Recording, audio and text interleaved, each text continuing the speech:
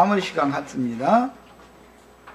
네, 창세기 3장 8절 피셨죠? 아까 읽지 못했는데, 자 한번 읽어봅니다. 그들이 그날 바람이 불 때에 동산에 거니시는 여호와 하나님의 소리를 듣고 아담과 그 아내가 여호와 하나님의 낯을 피하여 동산 나무 사이에 숨은지라 그랬어요. 여기 보면 이제 하나님이 죄악의 현장에 지금 이제 사람을 찾아오시는 얘기, 아까 두 번째 시간의 말밑 부분에 그것은 이제 이 구약 성경에 이런 내용들이 여러 번 나와요. 그렇기 때문에 예수님이 이 세상에 오셨을 때 죄악의 세상에 찾아오신 거잖아요. 그런데 예수님 앞에 현장에서 간음하다가 잡힌 여자를 끌고 왔더라는 거거든요. 그럼 사람들이 생각할 때 설교 참 많이 해요. 그 구절 가지고. 현장에서 간음하다 잡힌 여자 데리고 왔는데 예수님은 정죄하지 않으신다고 은혜를 주러 오셨는데 이제 이래버리는 거예요.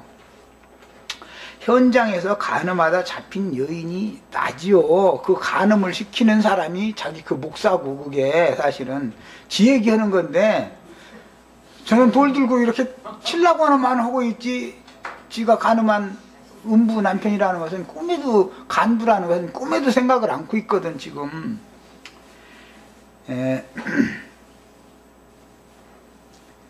그날이라는 말은 엊그제 말씀드린 것처럼 욤이라는 용어인데, 이것은 창세기에서 첫날, 둘째 날, 셋째 날 때 그 날 욤이라는 말이에요. 그런데 여기에서는 정관사가 붙여서 그날이에요. 이것은 죄악의 현장에 찾아오시는 날이에요. 이것은 각자 내 얘기단 말이에요. 그렇죠?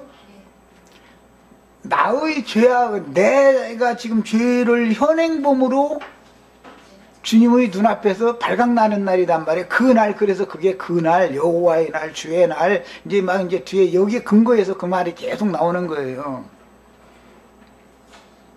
그런데 하나님이 그냥 오는 게 아니고 바람 타고 오는 거예요, 지금. 바람이 불 때에, 지난번 번역에는 날이 서늘할 때에 이랬는데, 바람이 불 때가 더 정확한 번역이에요. 하나님은 영이신데, 여기에 나오는 바람이라는 말이 이 루아흐라는 이 용어가 성령, 바람, 숨, 호흡, 감동 등으로 번역이 되는 용어예요. 그런 게 욤과 루아흐를 연결을 하면 성령의 날인 거예요. 하나님은 성령이니까, 바람이니까 바람 부는 날이요, 말하자면. 인간의 말로 자면 바람 부는 날이 그날이에요.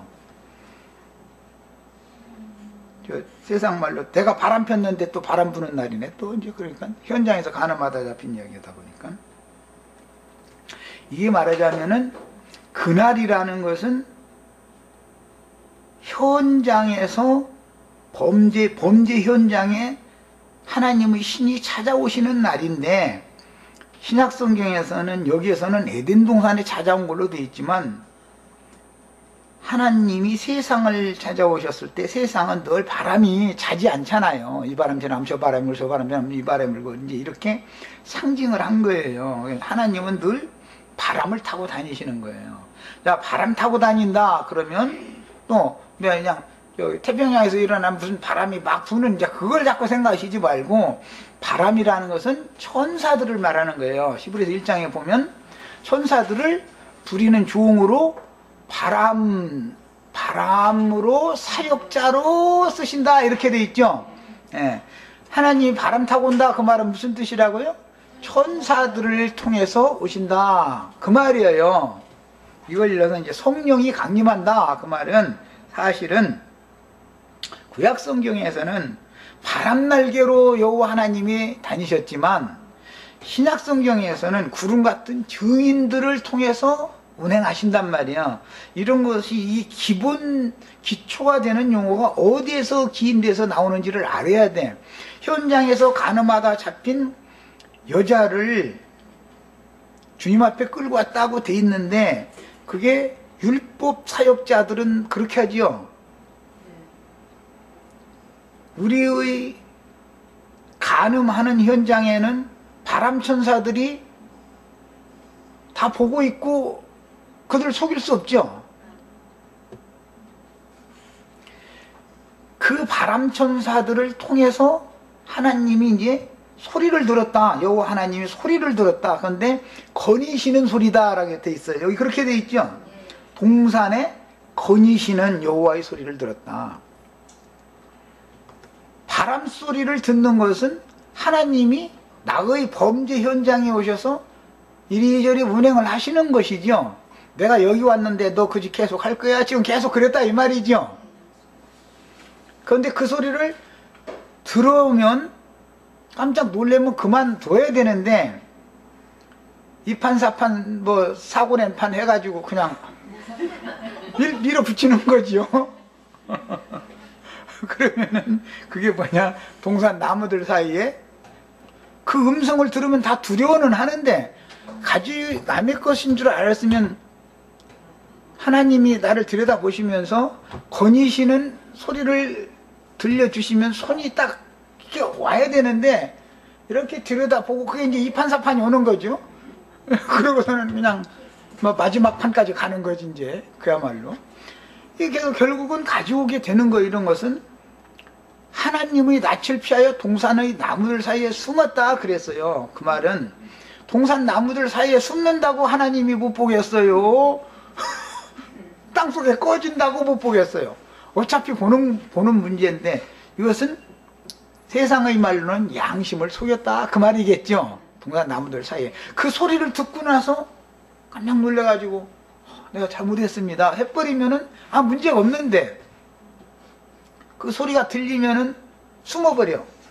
이것은 하나님의 낯을 피한다는 것은 심판이 아직 나에게 머물러 있다라는 뜻이잖아요. 하나님 앞에 나오면 심판을 대신 받을 분을 통해서 덮어주실 것이고, 자, 이게 이제 구속사에 이게 관계가 되는 문제인데,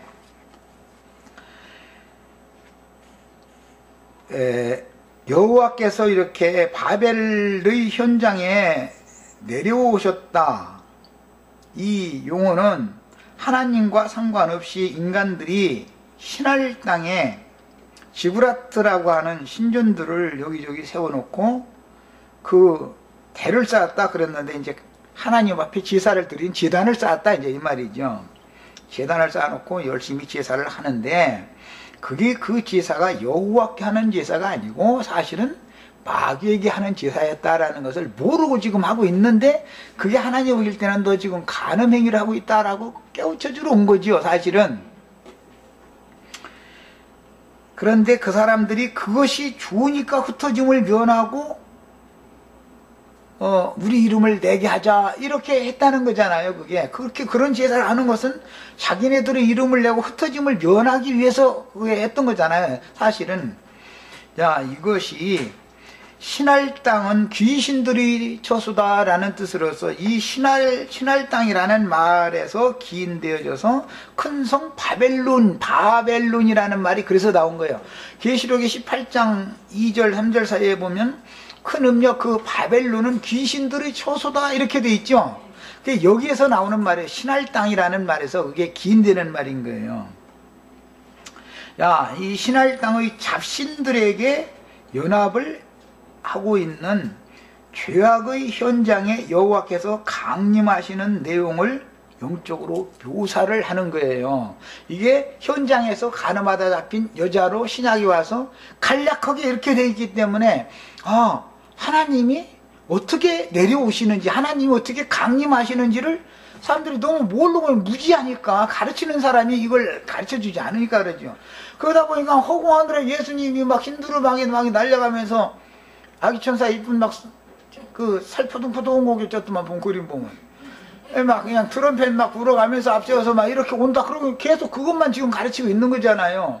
그게 뭐냐, 전부 그게 사탄의 사자들이 하는 짓거리다 이거예요. 이게 다 속이는 거잖아요, 온천하를 지금.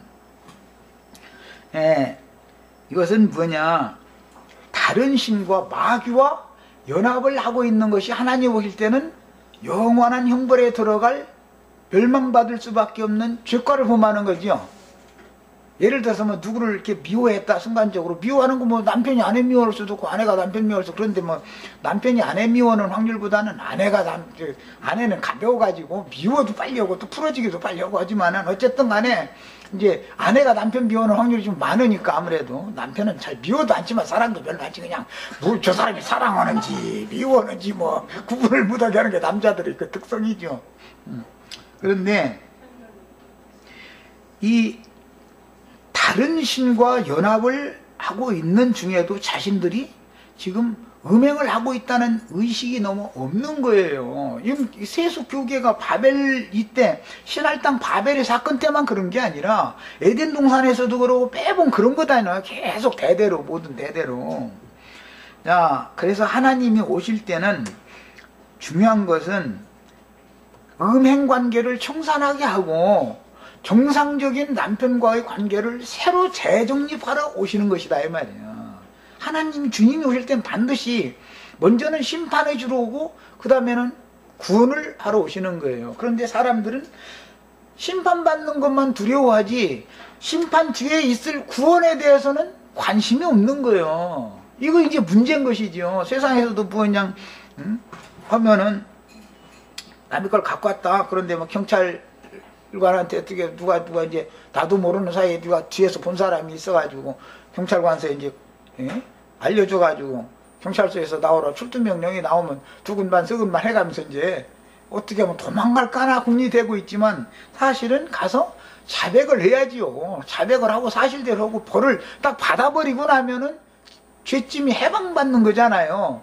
그런데 벌을 피하고서 그냥 살라고 하다 보니까는 그 죄의 사슬 결박에서 벗어나들 못한다 이 말이에요. 사람들이 지금. 그러니까 그것은 아직 심판에서 벗어나지 못했다는 뜻이죠. 예?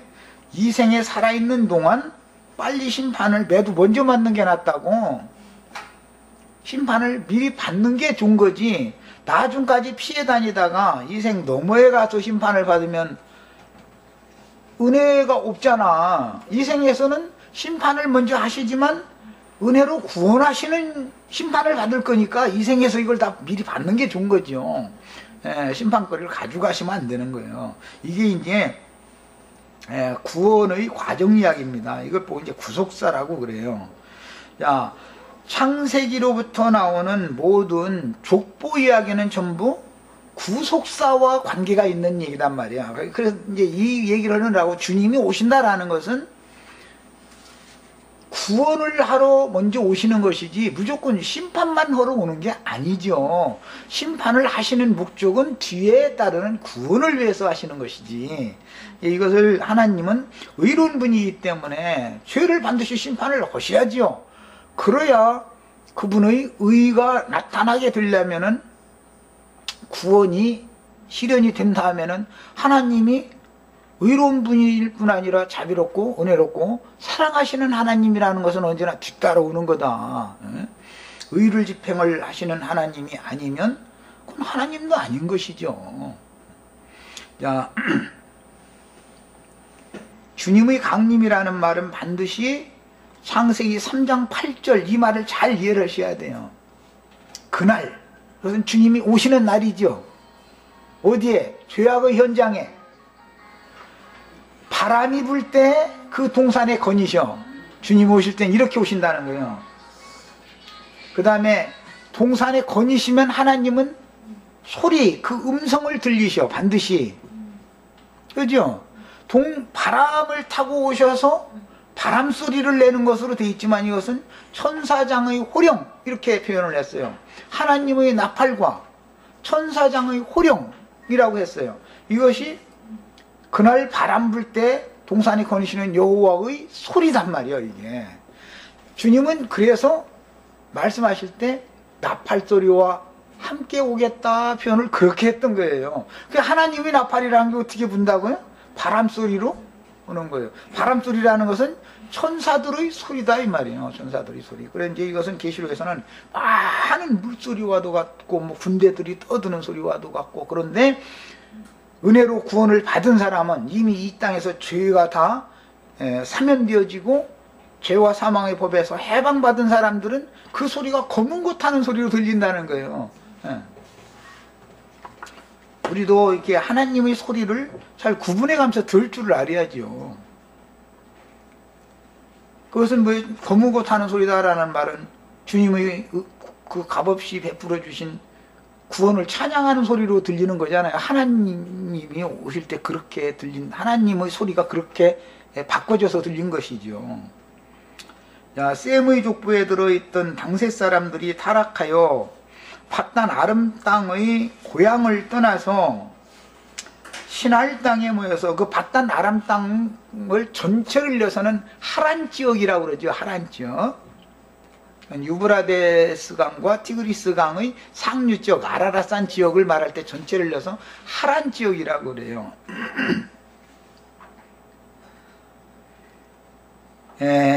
아브라함의 아비인 데라가 우상의 사제로 대물림을 한 거예요. 오늘날 예배당 목사님들이 자기 아들한테 대물림 해주더만. 그런데 율법의 제도 안에서는 아버지가 제사장이면 아들, 손자 대대로 다 제사장이죠. 혈통적으로 대를 물려주니까. 그래서 데라의 아버지인 나홀이 제사장 노릇할 때가 가장 어두운 때였었는데, 그때 그 아버지 제사장 직분을 데라가 승계를 했는데 이것이 상속권이다 이 말이에요. 이제 이 데라의 제사장 직분은 하란이 상속해야죠. 하란이 장자니까. 그런데 하란이 말제로 기록이 되었죠. 오늘 읽은 이제 말씀을 이제 다시 갑니다. 11장 그 기록, 이 장자권의 그 변동에 대한 것을 이제 잘 살펴야 되니까. 데라의 후예는 이러하니라. 27절에 데라는 아브람과 나홀과 하란을 낳고, 이렇게 말씀이 기록이 돼 나갔어요. 그럼 사람들이 생각할 때 아브람이 맨 먼저 낳고 나홀은 두 번째 낳고 하란은 막둥인가 보다, 다 이렇게 생각하잖아요. 그리고 데라가 낳는데 따로 낳았다고 돼 있지 않고 한꺼번에 세 아들 세 쌍둥이 낳나? 여기대로 오면 세 쌍둥이 낳은 거 아니에요 지금? 에? 데라는 아브람과 나홀과 하란을 낳았고 그랬으니까 세 쌍둥이 낳은 거 아니에요? 이렇게 해석을 하면 이게 안 맞는 거지요. 더구나 26절에 보면 셈의 족보에 들어간 그 데라 이야기를 볼 때는 데라는 두 다리를 걸치고 있으니까 셈의 족보에도 들어가고 데라 족보에도 들어가고 이렇게 들어가 있죠. 셈의 족보에는 마지막에 들어가고 데라의 족보에는 머리로 들어가고 이렇게 두 번 기록됐잖아요. 데라는 70세에 아브람과 나홀과 하란을 낳았더라. 그러니까는 70세에 아브람, 나홀, 하란을 세 쌍둥이를 낳은 것으로 이렇게 이해할 수밖에 없도록 이렇게 기록이 되어 있죠. 자, 성경에는 장자인데도 불구하고 그것을 삭제하거나 아예 이름에서 족보에서 빼버려. 그러거나 그 장자인데도 불구하고 저쪽 뒤로 밀어버리거나 이렇게 기록이 되어져 나가는 것은 왕과 치리권과 제사 섬기는 봉사하는 이 권세를 누구에게 승계하고 누구에게서는 박탈한다, 지금 이것을 말하는 것이다 이 말이야. 그게 아주 중점이요. 그래서 이제 이 족보 이야기를 할 때 이것을 실현하는 말씀을 보면 예수님이 유대교 지도자들에게 너희는 그 나라를 빼앗기고 그러면 족보에서 삭제한다 그 말이죠. 세리와 장교와 모든 죄인들이 먼저 그 나라에 들어가 있는 것을 너희가 볼 때 슬피 울며 이를 갈미 있으리라, 이렇게 이제 말씀하셨는데, 세리와 장교와 모든 죄인들이 아브라함과 모든 선지자들과 함께 그 나라에 먼저 들어가 있게 된다 그랬어요. 그러면 그들 중에 누구 나중에라도 들어올 자들이 또 있다 그 말이겠죠. 이제 일시적으로 삭제되지만 너희가 먼저 든 자지만 너희는 나중 들 수가 있고, 지금 너희가 볼 때는 저것들은 전부 멸망의 자식들이라 생각하고 있는데 그들이 천국을 먼저 상속받고 너희는 더 나중에 상속받는 자들이 있을 수가 있다, 이 얘기단 말이에요. 지금 이건 굉장히 중요한 말이에요. 성경에서 천국을 상속하는 이야기를 하실 때는 기독교계처럼 믿는 자 천당, 불신자 지옥 이렇게 나누는 게 아니고, 믿었는데도 장자권을 가지고 있는 사람들이냐, 장자권을 똑같이 장자권을 명분은 다 같이 받았지만 장자의 권리를 쟁취하는 문제는 각자의 신앙에 하나님이 맡겨놔두고 경주를 시켜봤더니 처음 출발 지점에서는 앞서서 달리더니 나중에 결승점에 돌아오는데 보니까 꽁찌꽁찌 몇 바퀴 떨어져 가지고 관역에 들어왔다. 그러면은 그 사람과 똑같이 상품을 줄 수는 없죠. 처음 출발은 더뎠을지라도 1등으로 들어온 사람 결과를 보고 상을 줘야 되는 거잖아요. 그래서 공력이 나타나는 때에 누구는 상으로 받고 누구는 벌로 받는데, 불 가운데, 그러나 구원을 얻지만 불 가운데서 얻은 구원과 같다. 이래서 이 사람은 장자권에서 제외돼. 저 뒤쪽으로 밀려났다가 시대적인 경륜이, 족보를 새로 기록하는 어떤 한 시대의 경륜이 다음 시대가 되면 저 뒤로 밀려났던 사람들도 겨우 그냥 꽁지에 붙게 해준다, 그 말이잖아요. 아주 버리지는 않겠다. 이런 것이 예수님 말씀하실 때는 영영한 불에 들어가는 자들과 바깥 어둠에 쫓겨나서 설치 울며 이를 갈미 있다가 때가 차면 너는 저 공짜라도 그냥 붙여줄게, 이런 사람들이 있게 마련이다라는 거예요. 그런데 이걸 너무 몰라. 이 얘기를 하면은 예수를 믿으면 다 구원받는 것이지 말이에요. 천년왕국이라는 게 뭐가 필요 있냐, 이렇게 가르쳐버린다 이거예요. 천년왕국이라는 것은 장자권을 쟁취한 사람들에게는 왕같은 제사장의 권위 후사로 삼아준다라는 말이고, 똑같이 장자의 명분을 맡겨서 달리기를 시켰더니 뒤처진 자들은 천년왕국에서는 벌로 받고 영원 세계에 가서는 저 꽁지에다가 이렇게 슬쩍 붙여주마, 그 얘기를 하는 얘기다 이 말이에요. 이걸 그래서 천년왕국이라는 것이 필요한 거예요. 이게 하나님의 공의요. 이것이 하나님의 공의만 나타나면 안 되잖아요. 궁극적으로는 의를 집행하시는 목적은 그분이 사랑을 베풀기 위한 거예요. 반드시 심판이 오고 나서 그 다음에는 구원이 와요. 이게 하나님의 구원 방법인 걸 아셔야 돼요. 자, 이제 그래서 영영한 불에 들어가는 거 아니면 천국에 가는 거 둘 중에 하나로 나누는 것은 하나님의 행정을 너무 모르는 사람들이다. 먼저 됐는데 나중 될 수도 있고, 나중 된 사람인데도 먼저 될 수도 있죠.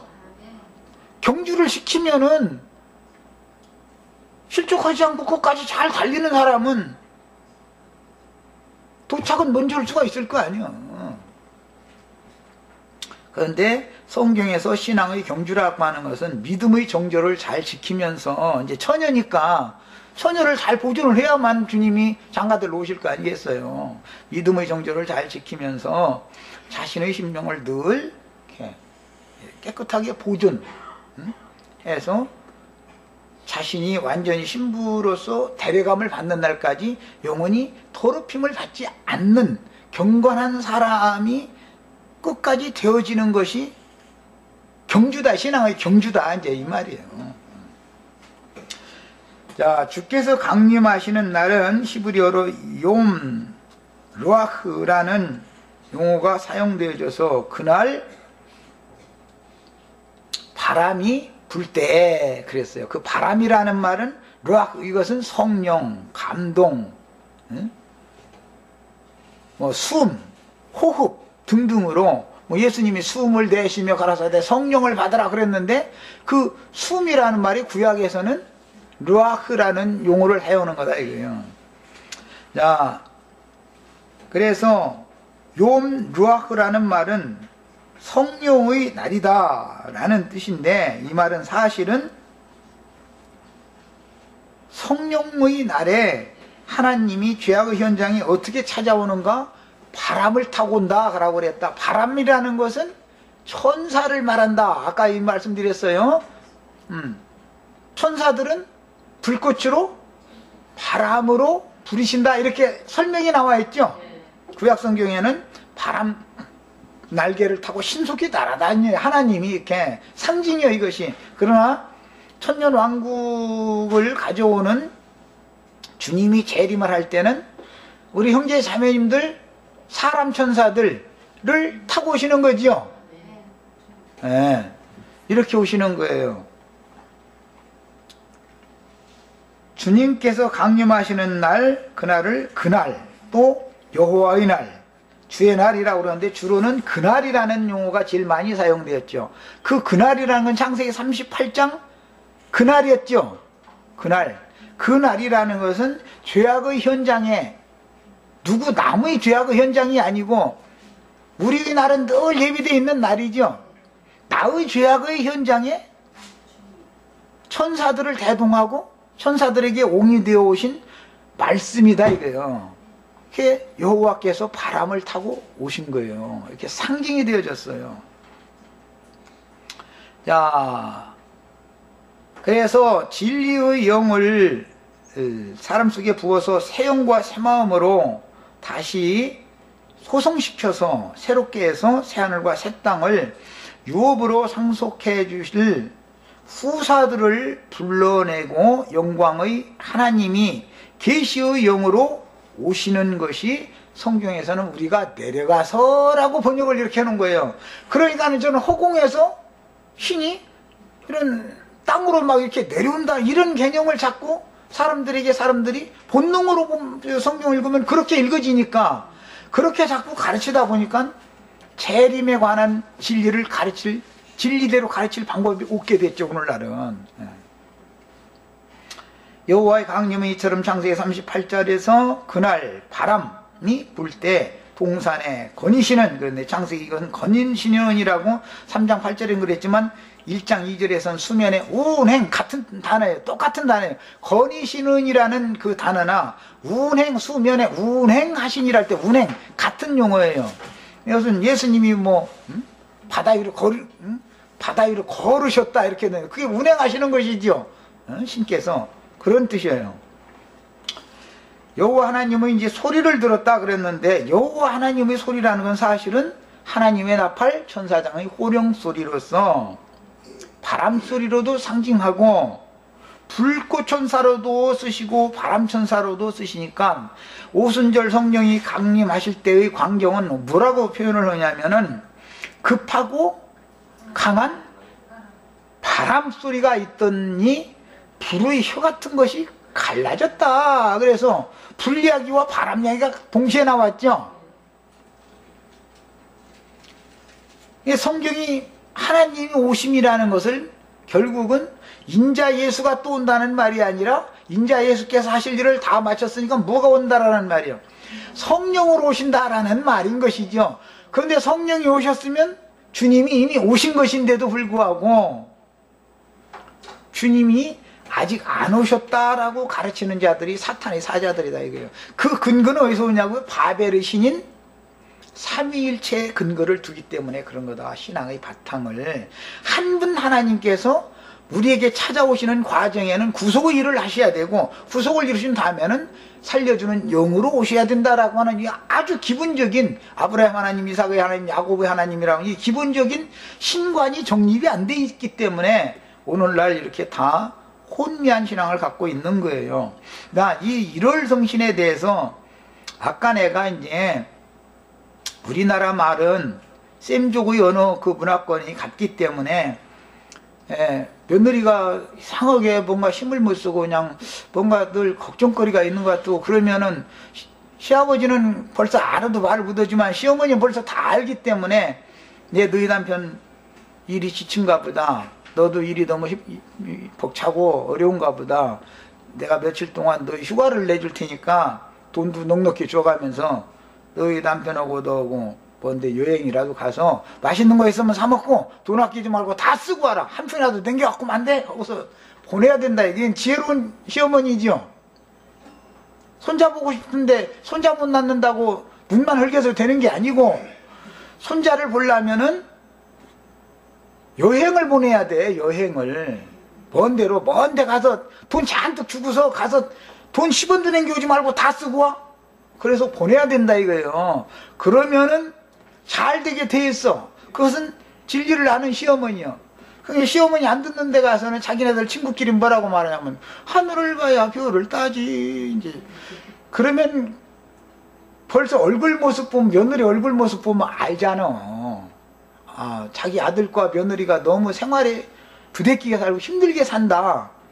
그러면은 손자가 안 생기는 거죠. 그건 뭐 말할 것도 없는 거죠. 그때는 일에 걱정하지 마라. 가정사 내가 너 없을 때도 내가 다 가정 여태까지 끌어왔는데 걱정하지 말고, 나한테 다 맡겨놔두고 너 저 가까운 데로 여행 가지 말고 먼 데 가서 아주 그냥 맛있는 거 있으면 다 사 먹고 재밌게 놀다 와라 해서 보내야 되는 거예요. 그래서 쉬고 오면은 매사가 다 잘 되게 돼 있어요.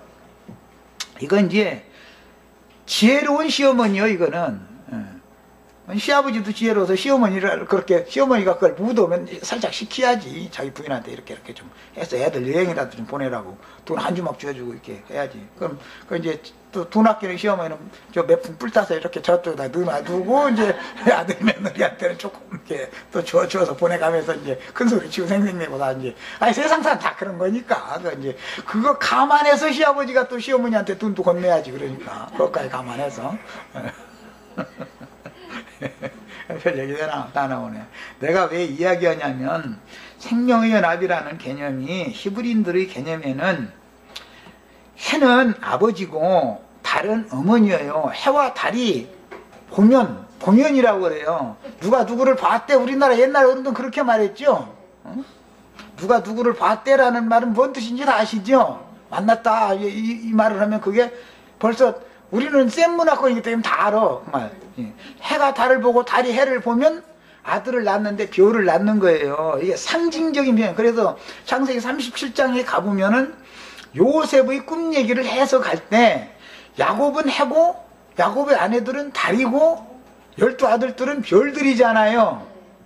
그래서 나와 네 모와 네 형제들이 너한테 가서 저런 꿈 꿨냐 해가면서 이렇게 그걸 따지는 얘기가 나와요. 이것이 셈족의 문화에서 나오는 개념이다 이거예요. 그래서 우리나라 사람들은 하늘을 봐야 별을 따지라는 말을 그렇게 하는 거예요. 그럼 시어머니는 얼른 알아듣고서는 딴 거 시키지 말고 휴가 보내라니까. 돈 이게 줘가면서 절대 남겨오지 말아라. 나를 위해서 뭐 너희 시아버지 위해서 뭐 선물 사가지고 그런 거 딴 데 절대 신경 쓰지 말고 맛있는 거 사 먹고 실컷 노는 것만 신경 써라. 가까운 데라 좀 아주 먼 데 갔다 와라 말이야. 이러고 넉넉하게 휴가를 주면은 매사가 다 잘 풀려가게 돼 있어. 이게 우리 저 자매님들은 시어머니 되려면 꼭 그렇게 하셔. 휴가라고 부려만 먹어가지고는 일이 안 이루어지는 거예요. 그게 뭔 일이라는 것은 다 잘 되게 하려면은 자본 투자를 해야지. 투자도 않고서 막 일만 잘하라고 하면 되나 그게.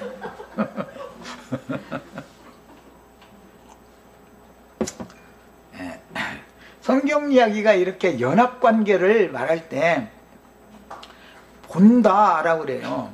내가 이 짐에서 나를 쫓아내시온즉 내가 주의 얼굴을 보지 못한다.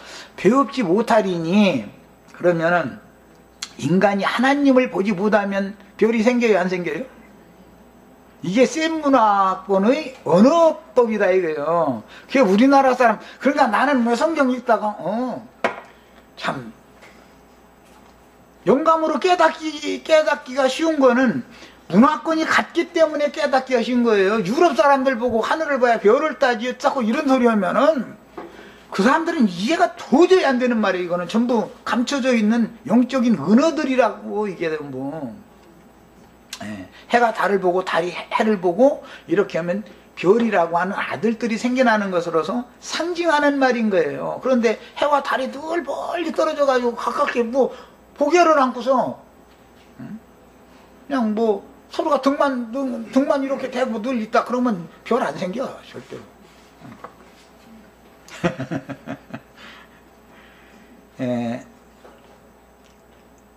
그래서 이제 사람을 찾아오신 하나님의 소리는 하나님의 나팔 또는 천사장의 호령소리다 이렇게 표현하는데, 주님께서 니고디모에게 바람이 거듭나는 이야기를 할 때 이제 낳는 얘기하는 거예요. 날라면은 뭐 봐야 뭐 낫지요. 서로 봐야 뭐 날 거 아니에요. 그런데 니고데모에게 바람이 임의로 불되 그 바람 소리가 어디로부터 와서 어디로 가는지를 알아야 된다, 이렇게 말씀을 하시고, 나는 아버지께로부터 와서 아버지께로 가노라. 내가 어디로서 와서 어디로 가는지를 너희가 그것을 모르니까 너희 죄 가운데 죽는 거다, 그랬단 말이에요. 센 문화권의 언어가 어떻게 발전하는 것을 이해를 하시겠죠, 이제. 예.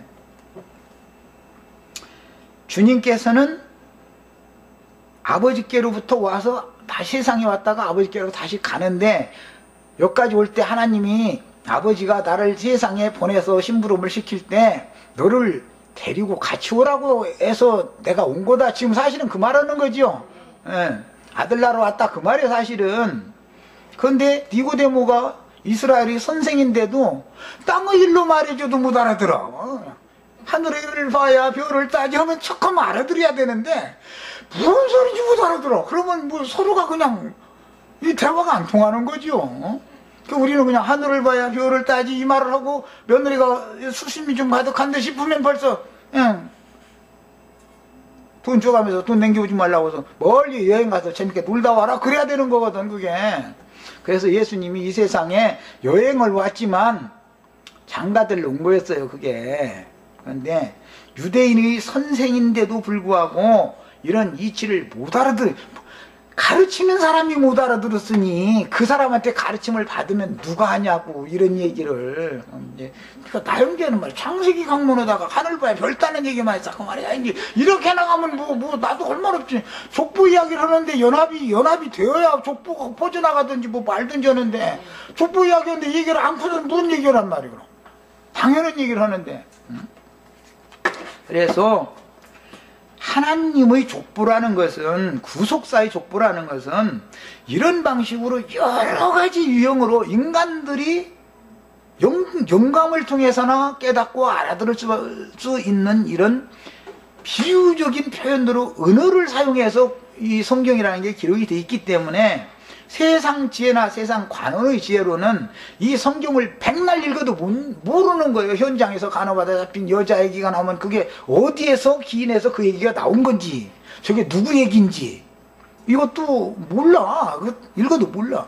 니고데모와 대화를 하는데, 아니 주님이 말씀하시다 말고 바람이 부는 얘기로 느닷없이 하면, 예수님이 지금 왜 갑자기 뭐 니고데모에 그냥 거듭나는 얘기하면 너 거듭나야 되겠다 그랬으면 그걸로 끝내야 되는데, 바람 부는 얘기하면서 바람이 어디로서 와서 어디로 가는지 너희는 모르지 않냐. 그러고나 못 알아들으니까 이제 설명을 해줘야 되니까, 나는 아버지께로 와서 아버지께로 돌아간다. 그런데 나 빈손으로 갈 수 없잖아. 나 너 데리러 왔어, 이제 이 말인데, 내가 너 데리러 왔다라는 말을 그렇게 나처럼 이렇게 예수님이 직설적으로 하면은 얼마나 쉬워. 그런데 그렇게 안 하셔. 은어로 해버려, 은어로. 나랑 같이 회류바람에 끌려서 엘리야 숨쳐놓은 거 너 알지? 야, 바람 타고 우리 하나님께로 갈까? 이제 이 얘기한 건데 나는 얼른 알아들어. 그런데 니고데모는 유대인을 가르치는 스승인, 선생 노릇을 하는 사람인데도 바람 소리를 분간을 못해.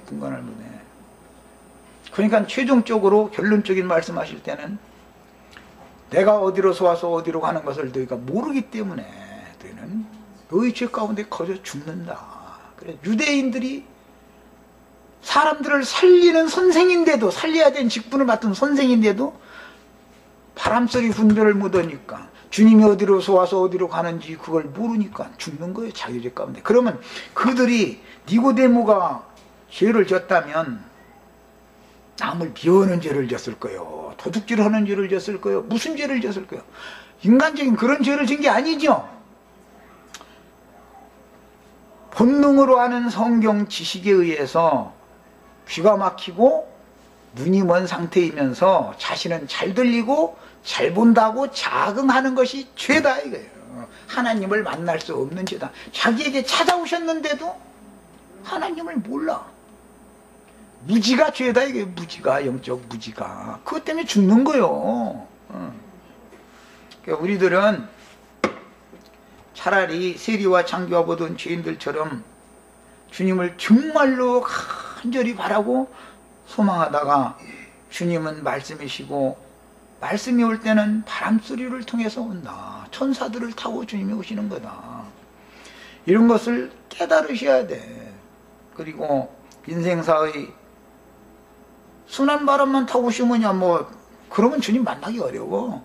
아 오늘 날씨가 뭐 수분이 없어가지고 바람 조금 불으면 선선하니 참 좋네. 그런 바람만 불으면 창세기에서 날이 서늘할 때라고 그랬는데 그런 바람만 불으면 주님 못 만나. 막 콧김에다가 그냥 막 진노의 불을 막 담아가지고 내뿜는 그 바람이 불바람이 불어야 주님을 만나기가 쉬운 거죠. 나도 이 정도만 할 거야. 못 알아두면 나도 할 수 없어 이제는. 이런 이치도 몰라가면서 오순절 불러 성령이 오시옵소서 이러고 앉았으면은 이거는 이런 사람들한테는 진리를 가르칠 방법이 없어. 예, 막 불성령이 맺다가 불 떨어져라 자꾸 막 이래서 하면 뭐 성령 폭발 뭐 되나 뭐 해서 자꾸 원자 폭탄인가 뭐 폭발하자 자꾸 막 이런 식으로 가르쳐 놓고 세뇌시켜 놓으면은 진리 말씀을 가르칠 수가 없어. 사람들이 굳어져 있어. 하늘을 향해서 창이 완전히 그냥 수백 겹으로 그냥 고문천으로 둘러 씌워져 버리기 때문에 하나님은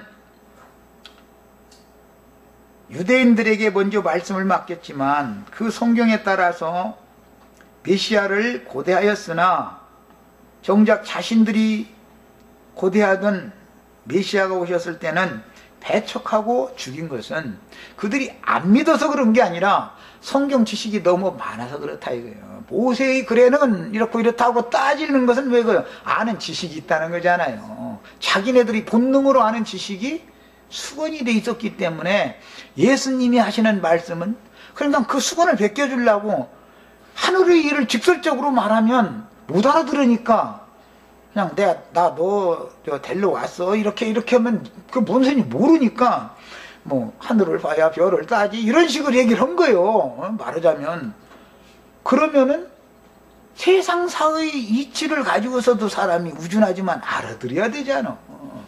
영 못 알아들으니까 아까 내가 소개한 것처럼 직설적으로 나는 하늘 아버지께로부터 보냄받았다가 다시 또 아버지께로 돌아간다 그 말해도 또 못 알아들어. 그러니까 뭐라고 말해요. 내가 어디로 서서 어디로 가는 것을 나야 알고서 지금 이 말하지만 너희는 내가 계속 이 말 하는데도 못 알아들으니까 너희 죄 가운데 그냥 죽는 거다 이랬단 말이요.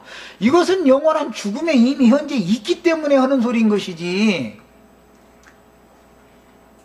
앞으로 육신의 몸이 죽는 것을 말하는 게 아니잖아. 너희는 이 생에 은혜를 받을 만한 이때에 이 생에 보내심을 받았으면 날 만나가지고 구원을 얻어가지고 나와 함께 영원한 세계로 가는 것이 인생의 목적인 것인데 그대로 너희가 이 생을 떠나게 되면 너희는 이제 영원한 멸망에 들어갈 수밖에 없다라는 마지막 경고를 그렇게 하신 거 아니겠어요?